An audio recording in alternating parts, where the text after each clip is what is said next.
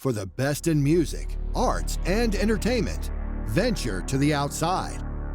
ITO Radio America. Well, I noticed a lot of new faces this evening, and I'm so glad you all came. And I want you to know that this is a safe place to share. So if you want to tell us your story, there'll be no judgment.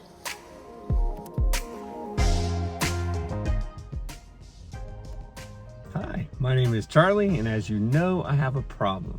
I'm addicted to cars. Today on the Car Glutton, things are gonna get a little strange. It's a great car that I'm gonna introduce.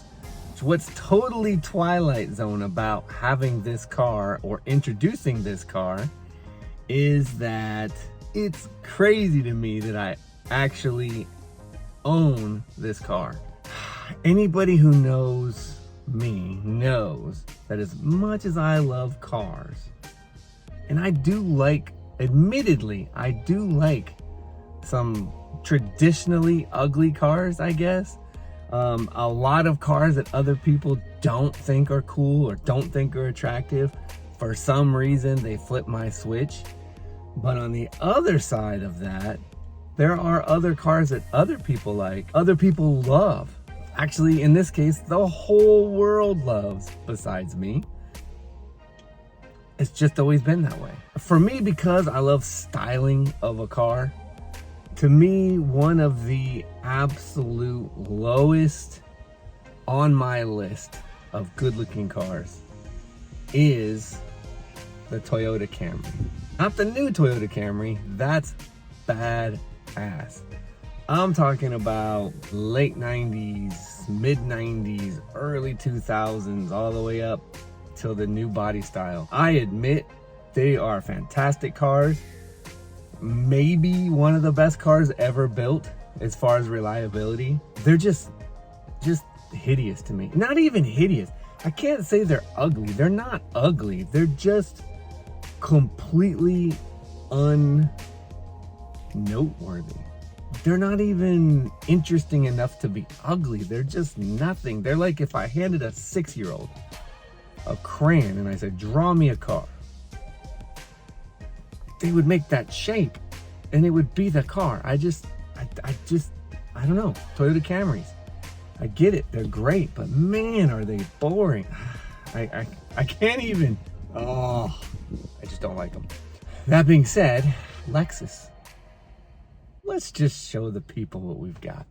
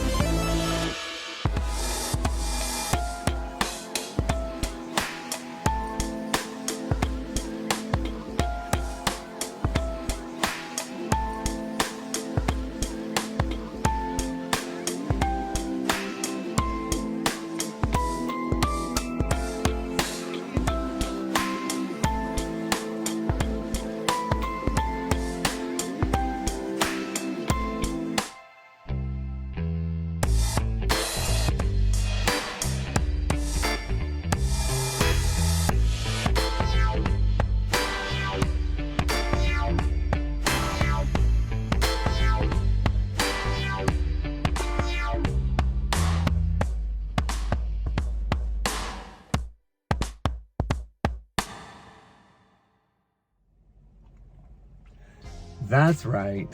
I am sitting in a 1998 Lexus ES300.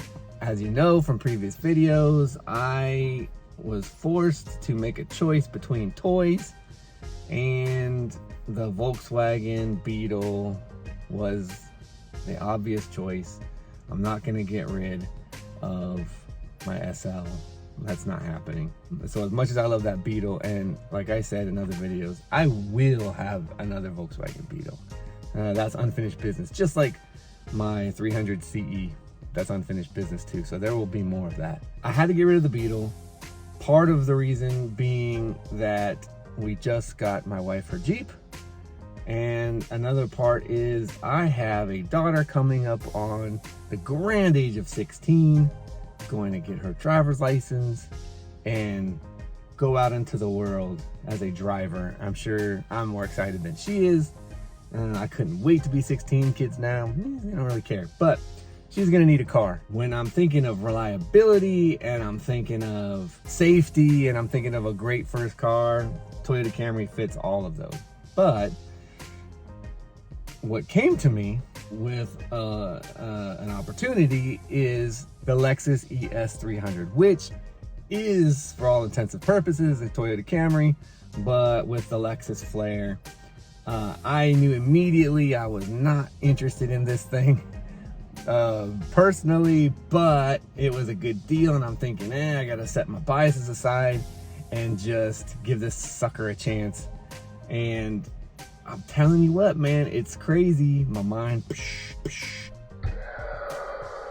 is blown. This is actually growing on me. I don't know what it is. It's old enough, I guess, to be kind of retro. It's got a nice two-tone paint job that's kind of giving me the vibe of my 300 CE coupe.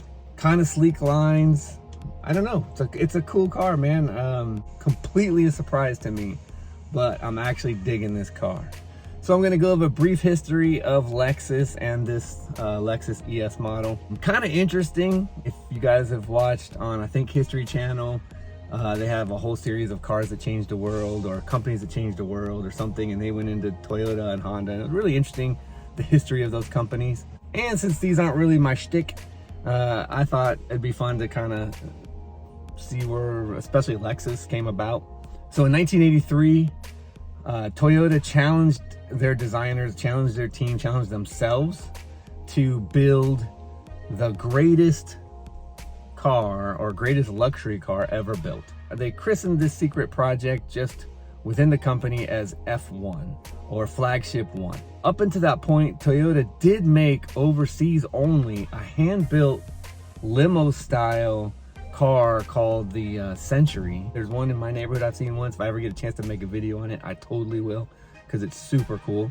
But it was just like an executive car, really for diplomats or politicians or people who need to be driven around like in a limo scenario. But other than that, it was just, you know, everyday cars. And they wanted to do something luxurious. That whole thought process began in 1983. In 1986, Toyota's marketing team started a group dedicated to developing the idea, the branding, all that of this F1 project. And they were actually called Team One. There's all kinds of rumors floating around that they set up shop in Los Angeles and studied how the lifestyles of the rich and famous Hollywood types and stuff, kind of how those circles worked, and came up with ideas for the cars that would appeal to them. I don't know if that's true, but they did start kicking around names. And one of the names was Alexis, which I think became the front runner. Alexis, like A-L-E-X-I-S. At the time though, they were afraid that would get confusing, because there was a show on that I remember as a kid. Some of you will remember, it's called Dynasty. And Alexis Carrington was a big character in that show, and they didn't want the name to get attributed to that character necessarily, although I'm sure it didn't hurt because it was a huge show. So what they did is they changed it from Alexis, they dropped the A, and they changed the I to a U and changed it to Lexus. And that became the moniker for this new luxury project from Toyota. Another rumor that I heard was that Lexus was actually an acronym for Luxury Export to the US. So Lexus, that seems plausible as well. I'm sure that the way traffic is in Japan and the value that they put on compact everything, I'm sure that Toyota was aimed towards the US market with Lexus and other like European market, more so than back home in Tokyo. So after all that, in 1989, a Lexus was officially born. Their first two vehicles were gonna be this ES model and also an LS400. So of the ES specifically, The first through fourth generations were based on the Camry. From the fifth generation on, they began to share a platform with the bigger Avalon. This Lexus that I'm sitting in is a 1998. That is officially the third generation. That went from model year 2007 to 2001. And then the last noteworthy thing about this particular generation is it was actually introduced in 1997 at a huge gala on Rodeo Drive in Beverly Hills, and it was hosted by Sharon Stone. So there you have it. It was a big deal. Lexus has been a big deal. They have the dependability, reputation of Toyota while still being nice and plush and luxurious to compete with, not only Mercedes and BMW, but the other Japanese manufacturers who all came out around the same time with their luxury brands. So Honda has Acura, Nissan has Infiniti, and so forth. As far as what I'm gonna do to this car, that's a good question. I don't know. I'm gonna tint the windows. I think I definitely am gonna do some touch-up work as much as I can on some of the flaws. There's this issue on the back bumper that you see. There's all kinds of little nicks and scratches, but I mean, for the money and for being a first vehicle for a 16-year-old, although we're all gonna be driving, but a first vehicle for my daughter, she's likely gonna add some bumps and bruises to this thing as that process goes on. I would like to maybe find some cheap wheels, maybe affect the stance a little bit. I don't know if I would go so far as to lower it. I don't want to sacrifice the nice smooth ride, but at least if I can find some wheels that fill the wheel well up a little bit better, I think that would look great. I don't know, man. I thought these were so plain, and I don't know if it's just because now it's in my driveway and I'm just trying to justify this to myself because I've made fun of Camrys for so long that it's just a pseudo liking. But I'm telling you, I'm digging it. Something about this car, I'm digging it. It's just kind of sleek. I even think like a lip spoiler. I don't know. It does have the similar vibe to me as the Mercedes Coupe, the 300 CE Coupe.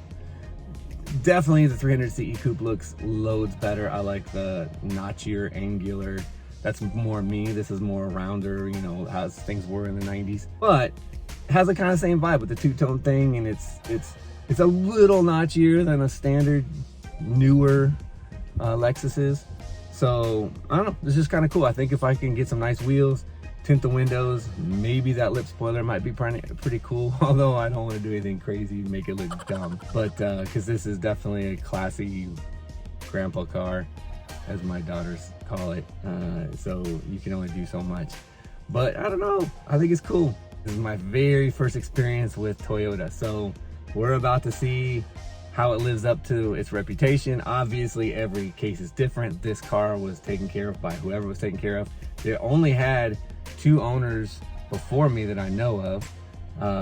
And one person kept it in the garage. Here in California, paint's always toasted on something this age. And the paint's pretty good on this thing, other than the little blemishes, bumps and blemishes, but no clear coat fade so far on this car, which is fantastic. Oddly enough, I'm excited. Anything I try to do to this car, I will definitely keep you all updated. I appreciate you guys watching. Please like, subscribe, share with a friend, click the bell so you're reminded, and I'll see you on the next one.